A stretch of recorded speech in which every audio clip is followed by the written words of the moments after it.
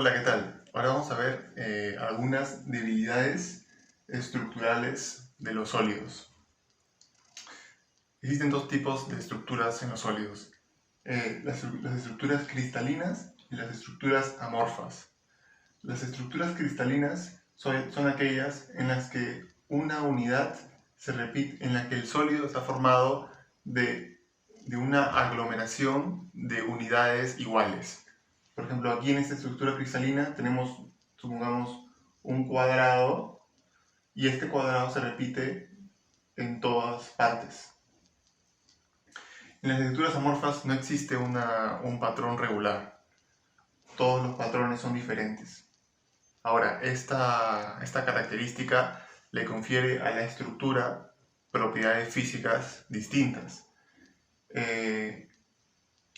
Por ejemplo, en el primer caso, vamos a ver de que vamos a encontrar una zona, un plano vulnerable en el sólido, que vendría a ser este plano de aquí. Entonces, si se le aplica una fuerza en esa dirección, si es lo suficientemente fuerte, va a romper todos estos enlaces y va a fracturar el sólido si es que el sólido es frágil. En cambio, aquí no existe fuerza, no existe ángulo que encuentre una zona vulnerable, porque si golpeas aquí existe bastante resistencia por todas estas capas. En cambio aquí solamente una hilerita de fuerzas. Entonces, dentro de los sólidos cristalinos encontramos, por ejemplo, el diamante, que es uno de los materiales, es el material más duro que existe.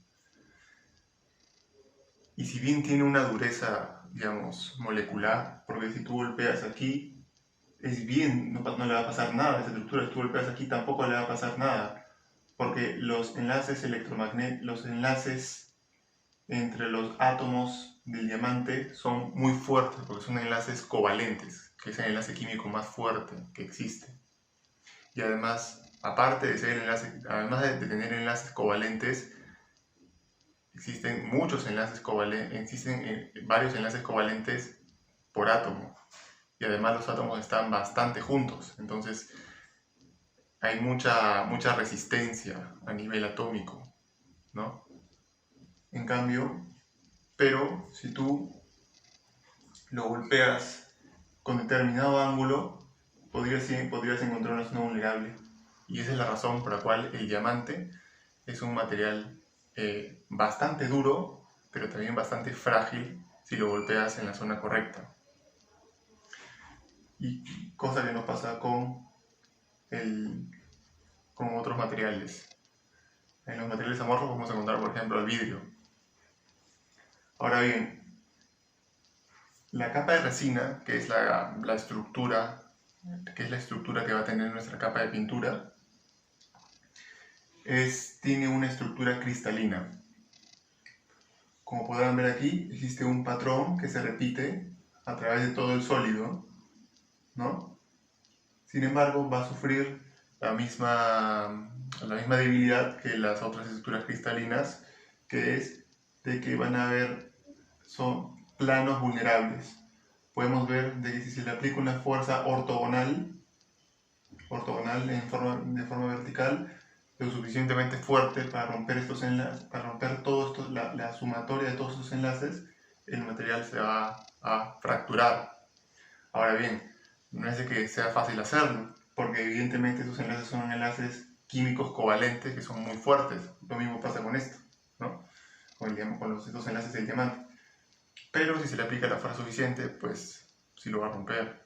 En cambio, si se le aplica una fuerza, por ejemplo, de horizontal, no va a pasar nada porque hay muchas capas, no hay una zona vulnerable.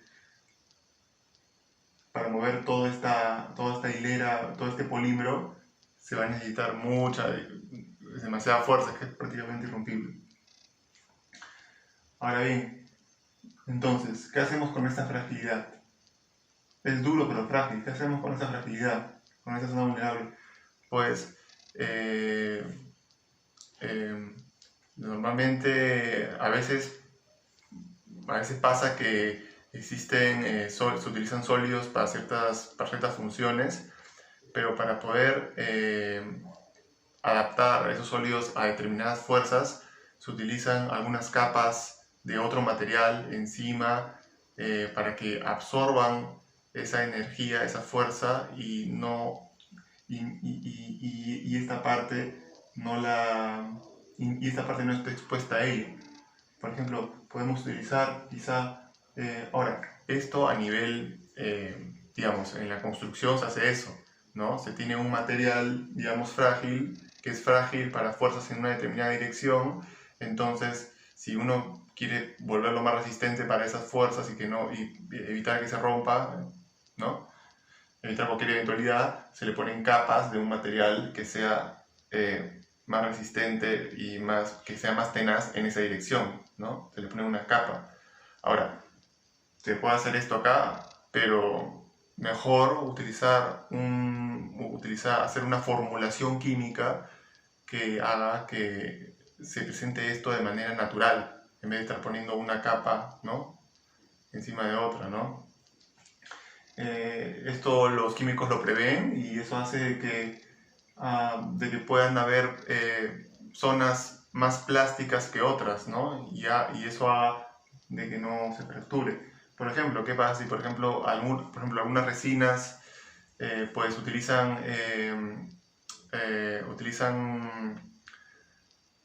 algunas resinas utilizan moléculas de ácido graso, ¿no? Que son flexibles, que son plásticas, las utilizan dentro de sus formulaciones para que se acoplen a esas estructuras cristalinas. Por ejemplo, veamos el caso de una estructura elástica, ¿no? Por ejemplo, tenemos esta fuerza, supongamos que esta estructura elástica está protegiendo externamente a esta estructura frágil.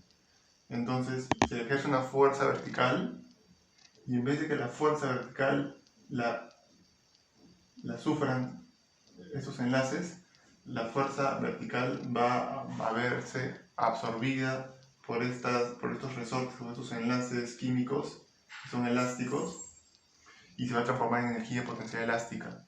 Entonces, al final, es la misma persona que ejerce la fuerza la que va a estar recibiendo su propia fuerza por la energía potencial elástica que este enlace está absorbiendo. Y al final esta estructura no sufre ninguna fuerza. Ahora, obviamente, todo resorte tiene su límite de elasticidad y si se le ejerce una fuerza lo suficientemente poderosa, va a romper este resorte y al final toda la fuerza se va a focalizar en este espacio como si no hubiera pasado nada, como si este material no hubiera existido, se ha roto, superó su límite de elasticidad. Ahora veamos una estructura plástica. Una estructura plástica, por ejemplo, los metales son tenaces, son plásticos porque se deforman, ¿no? Una estructura plástica se deforma, entonces, en este caso, si le aplicamos una fuerza vertical, bueno, vamos a suponer de que esta estructura está protegiendo, o nuevamente esta estructura frágil, entonces vamos a suponer de que esta estructura está aquí y le ejercemos una fuerza para arriba, ¿no? En este caso, los enlaces no van a absorber energía potencial elástica porque estos enlaces no son enlaces elásticos, no es una estructura elástica. Pero lo que sí va a pasar es de que esta estructura se va a deformar porque es plástica. Vamos a imaginar que estos enlaces químicos que hay entre estos átomos son enlaces que representan como una especie como de rueda, ¿ok? Si uno le aplica una fuerza a una rueda, se va a necesitar un poco de energía para poder hacerla girar. Pero va a llegar un punto en el que la rueda va a empezar a girar y lo que va a pasar es de que esta cadena molecular de aquí se va a ir a la izquierda, va a adquirir la fuerza que le estamos aplicando, la energía que le estamos aplicando se va a transformar en energía cinética. Y esta cadena va a empezar a moverse, va a aumentar su velocidad y va a empezar a moverse para la izquierda y esta estructura se va a deformar. Entonces, ¿qué es lo que está pasando? Al final, algo parecido acá, solamente que aquí el que ejerce la fuerza está recibiendo su propia fuerza.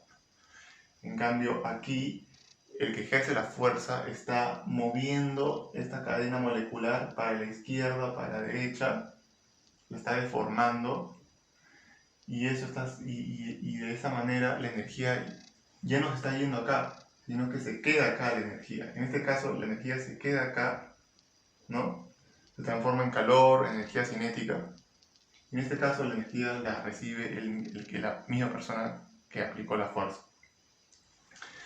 Estos conceptos son muy importantes para poder formular estructuras, para poder formular pinturas de que tengan resistencias y que tengan propiedades mecánicas que sean útiles para cualquier tipo de fuerza o dirección de fuerza que se necesite para poder proteger el soporte metálico. Entonces, estos son conceptos muy importantes que van a ser muy útiles para que todo salga bien y de que la pintura efectivamente proteja el metal. Entonces, todo por este video y muchas gracias. Hasta luego.